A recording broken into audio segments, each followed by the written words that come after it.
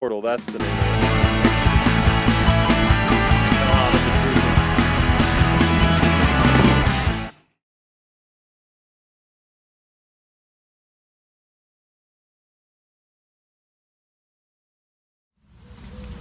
Hey everybody, and welcome back to Off-Road Independence. My name is Eric McGrew, and today I want to talk to you about an upgrade that I just recently did on the 4Runner. So recently you guys saw that I was talking to you about why I selected the Stage 5 kit from EBC brakes. The thing of it is that I'm going to get into why I chose EBC over the others, but today I want to talk about the application of it. So really, it was much easier than I expected. You never know what you're going to get in the quality of brakes with different companies. But with EBC, the center hub area for the brakes, and if you remember, this is a 2001 4Runner, so I only have disc up front and drum in the rear.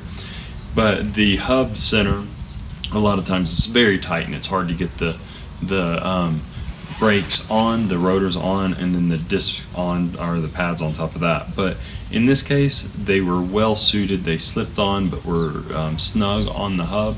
They fit really well. It was super easy. It was just literally taking the tire, jacking the truck up, taking the tire off, unbolting the caliper so that it would move off, and you could undo the pins, get the brake pads out, and then take the old rotor off, put the new rotor on, put the new pads in, and then put the pins back in, bolt it back on, and you were done. I mean, it took me like maybe an hour and 15 minutes to do both sides with jacking it up and getting my tools and everything like that. The one thing to keep in mind with the EBC brakes is that there is a little bit of a odd break-in pattern with them. The break-in pattern is that they have a coating on the disc itself, the rotor, and then you have a coating on the brake pads, and it's very aggressive. It's almost like sandpaper. And the idea is that for the first 60 miles, those two things wear on each other, and it cleans the rotor off to where it's a surface that has grip to it, and it cleans the brake pad off to where it's actually the brake pad composite compound. And the yellow stuff brakes are a high dust brake pad, and that means that you do get dirty wheels and stuff like that, but they stop incredibly well. I mean, I can really say that they do stop well. So with the break-in process, you have to drive it like 60 miles, and then once you stop, once you drive it for 60 miles, you have to make 5 extremely hard stops from 60 miles an hour to, I think it's 10 or 20 miles an hour. So you have to find a safe place to do that, and that makes the pads seat work correctly, and it makes them have the consistency for friction that they should. I did it all. It wasn't too hard. It was a little bit more cumbersome reading it than actually doing it, and it worked out fine. And I got to tell you, I've taken this thing up through Ophir, Yankee Boy, Governors, Poughkeepsie, Engineer, Corkscrew, Cement Pass, and up to Gunnison and back. And I mean, these are steep areas that you're constantly on your brakes coming down and stuff, and they have worked flawlessly. No indication of failure, no weird feelings, nothing. Really, really good. I'm super stoked on these brakes. I'm about to go over to Denver in a little bit, few days, and that will be another test, because that is a high